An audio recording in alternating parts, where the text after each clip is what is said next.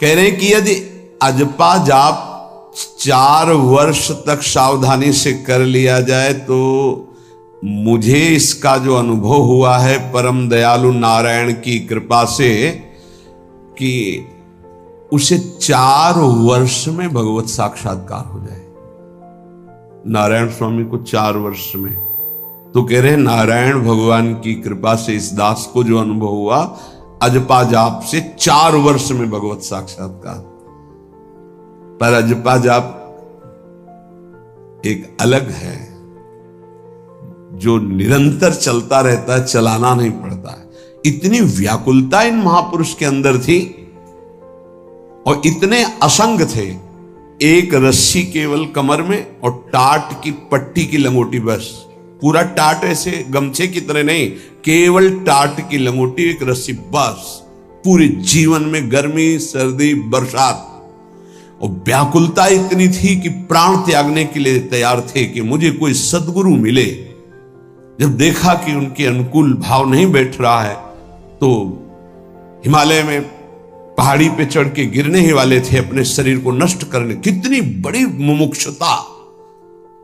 उसी समय पीछे से किसी ने पकड़ा और कहा, मंत्र ही तो चाहते हो ना, नारायण नारायण नारायण यही जपो, असंग रहो, असंग रहो, नारायण नारायण जपो। वो औरों की असंगता की बात जाने दो, शरीर से भी असंग हो गए। वो कह रहे कि 4 वर्ष में अजपा जाप से मेरे स्वामी नारायण की कृपा से इस गुलाम को भगवत साक्षात्कार हुआ। पहला जो दर्शन हुआ, इससे पता चलता है फिर आगे दर्शन होते रहे। पीछे छम छम की आवाज आई। अचानक वो इतना आकर्षण था कि मैं मुड़ा, देखा वो विमान की छोटी छोटी घंटियां बज रही थी। 4 पार्षद जो भगवान नारायण के आसपास थे और बीच में भगवान नारायण विराजमान थे। विमान नीचे उतरा, जो ही हमने देखा साष्टांग दंडवत किया, निहाल हो गए। मेरे स्वामी नारायण, जो नाम जप करोगे भगवान वही रूप का अनुभव कराएंगे। उन्होंने कहा, अब तुम्हारा जीवन कर्तव्य पूर्ण हो गया, अब तुम्हारे लिए कोई कर्तव्य नहीं। बद्रिकाश्रम चले जाओ और वहां बस मेरा भजन करते रहो, तुम्हारा काम पूरा हो चुका है। इस साधन से मैं कृतकृत्य हो गया, अजपा जाप से। ये अजपा जाप सब कोई कर सकता है, पर इसमें ये नियम है, वाणी से सत्य बोलना। अजपा जाप उसी का चलेगा, सत्य बोलने वाले का। ये जब उतरे हैं भगवत मार्ग में तो झूठ काहे को बोले भाई, काहे को झूठ बोले। लेकिन झूठ का तो ऐसा राज्य हो चुका है जबान पे, मतलब समझे में नहीं आता कि हम झूठ बोल रहे हैं। और झूठ में कलयुग का वास है, असत्य, इसमें कलयुग का वास है। इसीलिए प्रायः सबकी वाणी से झूठ निकलता है। झूठे ही लेना, झूठे ही देना, झूठे ही भोजन, झूठ चबेना। तो कम से कम और भूले तो भूलो तुम जिन भूलो मालाधारी। अरे भगवत पार्षद, तुम क्यों भूल रहे हो कि तुम सत्य स्वरूप भगवान की आराधना करते हो। प्रेम पूर्वक जप करना, समदर्शित्व भाव लाना। अजपा जाप 24 घंटे होता है श्वास के साथ पहले। 4 वर्ष के साधन से विमान में आए हुए भगवान नारायण का दर्शन। भाई जी महाराज का तो ऐसे दर्शन, निज पार्षद जन निज जन थे, उनके बीच में भाई जी से पूछते जा रहे हैं, पूज्य श्री जयदयाल गोयनका जी, भगवान के चरण कितनी दूर हैं? बस बोले पास हैं, स्पर्श कर रहा हो। कैसे लोगों को विश्वास होगा? कैसे? जैसे वो एक विज्ञान से पढ़े लिखे डॉक्टर, तो उनको लग रहा था कि संत ऐसा कैसे कर सकते हैं कि किसी का कैंसर नष्ट कर दें। जैसे उनको लग, पूज्य राधा बाबा के प्रारब्ध को भाई जी ने अपने शरीर पर लिया देखो, नाटक करना अलग बात है, सिद्ध संत जन करुणामय होते हैं। कल फिर बताया था, उन्होंने अपने प्रारब्ध जो भजन साधन से एकत्रित किया हुआ बल उनको दिया, प्रारब्ध अपने ऊपर ले लिया, अपनी टांग कटा ली उनका कैंसर। भाई जी अस्पताल में भर्ती रहे राधा बाबा के प्रारब्ध को लेकर के। इन संतों की महान उदारता और महिमा को कैसे कोई जानेगा। ये अजपा जाप में बड़ी सामर्थ्य है। इसमें क्या होता है कि जपना नहीं होता है, पर यहां तक पहुंचना कठिन है। पीछे बताया गया था कि इतने समय तक अगर आप वैखरी से भजन करें, परसों ही शायद चर्चा हुई थी, फिर आपके कंठ से चलने लगेगा, फिर आपके हृदय से चलने लगेगा, फिर नाभि से चलने लगेगा। ये श्वास पर अभ्यास किया जाता है। ऐसा जैसे आवाज ना निकले पर आप गुनगुनाओ, नाक की वायु को अंदर से काटते हुए नाम के द्वारा, बस आवाज नहीं निकल रही, वो क्या चल रहा है श्वास में। हमने नारायण शब्द का अभ्यास किया। नारायण स्वामी जी कह रहे, जो हमें गुरुजी ने दिया, नारायण नारायण। 24 घंटे इसका अभ्यास करते करते रोम रोम आनंद से भर गया और नारायण शब्द स्वाभाविक चलने लगा। अजपा जाप बहुत जल्दी भगवत साक्षात्कार कराता है। करता नहीं रहता जाप का, और जाप होता है। भोरी सखी जी ने भी कहा, नाम श्वास दो बिलक चलत है, इनको भेद नमो को भावे, श्वास ही नाम नाम ही श्वासा, नाम श्वास को भेद मिटा। बहुत जो चाहोगे प्राप्त हो जाएगा। ये रुपया पैसा संसार की भोग सामग्री, ये तो तुम्हें कोई देगा भी तो तुम्हारी इच्छा नहीं होगी, आसक्ति नहीं होगी इनकी तरफ। ब्रह्मादि के भोग सब विषम लागत ताई, नारायण ब्रज चंद की लगन लगी है जाई। अजपा जाप को निरंतर चलाने के लिए एकांत में भगवान की कुछ स्तोत्र और प्रार्थना है, उनको गाइए और रोइए, प्रभु से प्रार्थना कीजिए। क्या मुझे अजपा जाप दे दीजिए, निरंतर भजन दे दीजिए, वो दे देंगे। हमने संतों से सुना है कि भगवान भजन मांगने की बात को बड़ी जल्दी पूरी करते हैं, कि मुझे अखंड भजन दे दीजिए, हृदय से जब चाहोगे तब। वो अंतर्यामी है, वो आपके अंदर बैठे देख रहे हैं। भगवान मुझे भजन दे दिए, आपके चल रहा विविध भोगों की, तो पहले उन भोगों को नष्ट करेंगे या पूर्ण कराएंगे, तब आखिरी बातें आएगी। जब विभीषण जी श्री भगवान के सन्मुख गए तो भगवान ने सबसे पहली बात पूर्ण की, जो लंका में चलते समय भाव आया था कि भगवान के चरणों का आश्रय लेकर उनके बाहुबल से इस रावण का विनाश करके जिस सिंहासन पर बैठकर इसने लात मारी, यहीं बैठूंगा आके। पहला काम किया, समुद्र का जल मंगाकर लंकाधिपति पद पर अभिषिक्त कर दिया। और लंकेश कह के उन्होंने कहा कि प्रभु उर्कछु प्रथम वासना रही, प्रभुपद प्रीति सरित सो वही। प्रभु आपके चरणों के दर्शन से कोई कामना नहीं। तो भगवान कहते नहीं, पहले कामना की थी उसकी पूर्ति ले।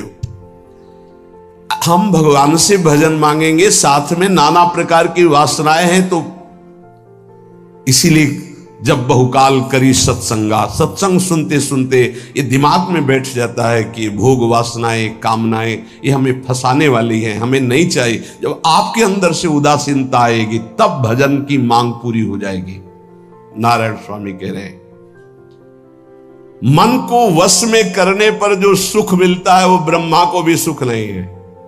अब आप सोच लीजिए, मन के अधीन होने पर दुर्गति तो सब देख रहे हैं, लेकिन मन को वश में करने पर जो सुख है वो परमेष्ठी पद ब्रह्मा में भी नहीं है। इसीलिए भक्त कहता है, न पारमेष्ठ्यम न महेंद्र धिष्णम, नहीं चाहिए देवराज इंद्र का पद या ब्रह्मा का पद। ऐसा सुख स्वयं मिल गया क्योंकि मन अधीन हो गया।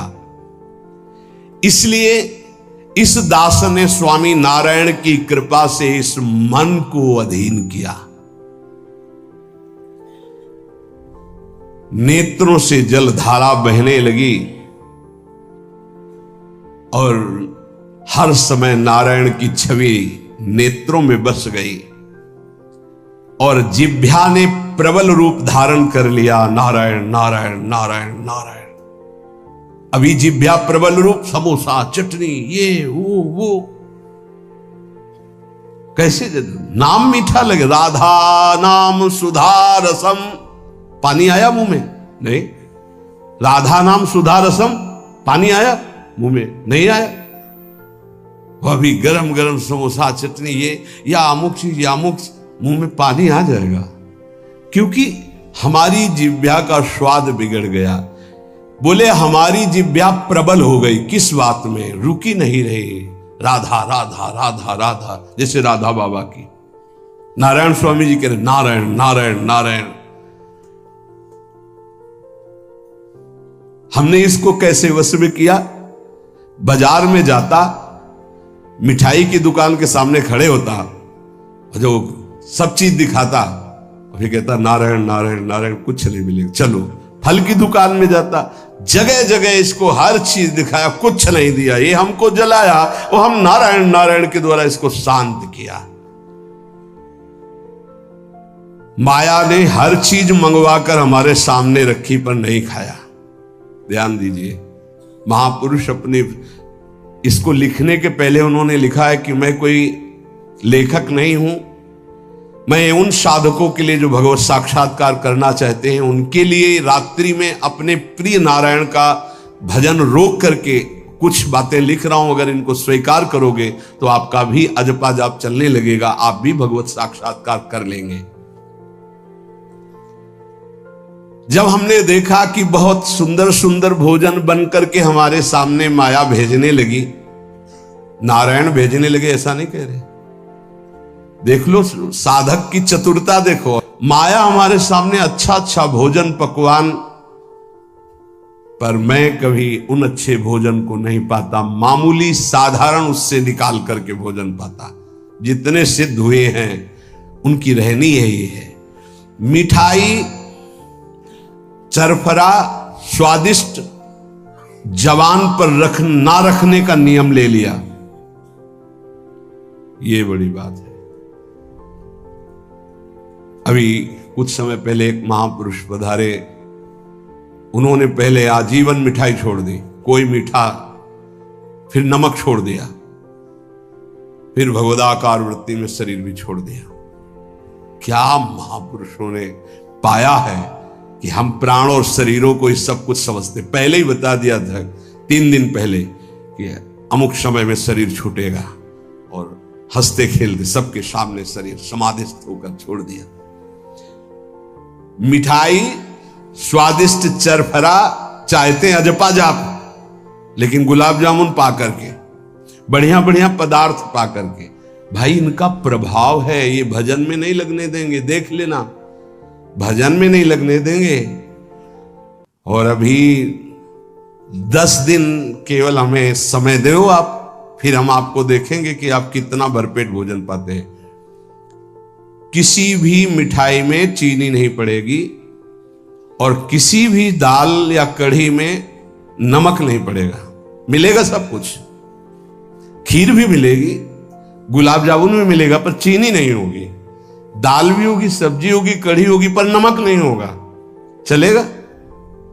10 दिन बाद आप देखो अगर पेट न पचकने लगे तो स्वाद ही नहीं मिलेगा।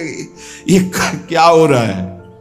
ये जवान को संभालना है अजपा जाप के लिए। वो गोस्वामी तुलसीदास जी ने भी कहा है, अगर लोन बिना सब्जी ऐसे सीठा भोजन तो बहुत जल्दी नाम सिद्ध हो जाए। तो हम कह रहे चलो ऐसा नहीं सही, तो पर सात्विक और थोड़ा पाना सीखो।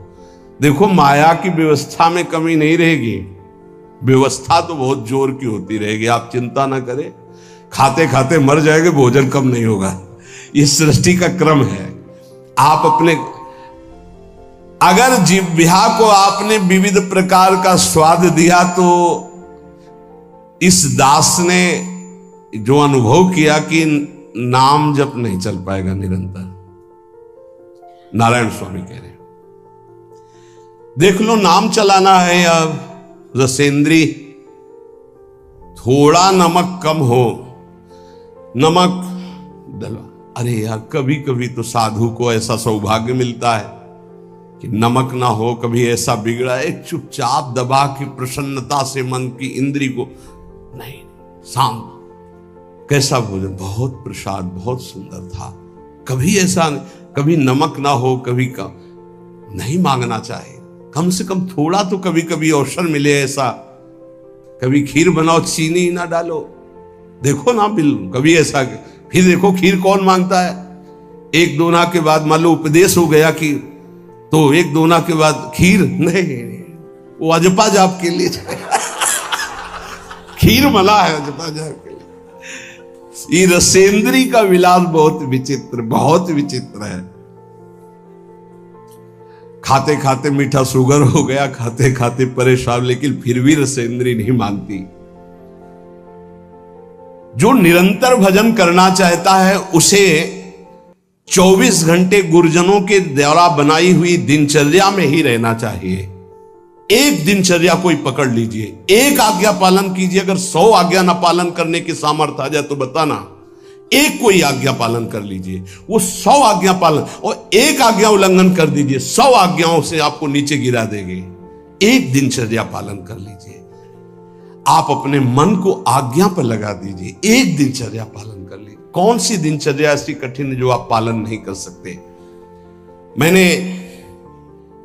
एक यूरोप का आदमी था, वो बहुत अमीर था। वो मरते समय घर वालों को कहा कि मैं एक वसीयत लिखा है, वो मुझे पढ़ने को मिली उस दिन। पूज्य नारायण स्वामी जी कह रहे हैं, उसमें कोई रुपया पैसा की वसीयत नहीं थी। उसने एक बहुत मोटे अक्षरों में शब्द पूरा खाली, पूरी डायरी खाली, केवल एक शब्द, और कहा मैं ये वसीयत आप लोगों को लिखकर, time is money in the world. सही शब्द है कि गलत है? वो वर्ड होगा, हाँ, क्योंकि ज्यादा पढ़े लिखे। Time is money in the world. दुनिया में सबसे बड़ी संपत्ति समय है। दुनिया में सबसे बड़ी संपत्ति समय है। जब से मैंने ये पढ़ा तो इस दास ने समय की सदैव कद्र की है, हर समय को सार्थक किया है। या निरर्थक करने में समय की सार्थकता समझ रहे हैं। निरर्थक सोना, निरर्थक बातें करना, बिना भजन के जो सेकंड गया व्यर्थ गया। बहुत सुंदर बात है। जिसने समय की कीमत पहचान ली वो सबसे बड़ा संपत्तिवान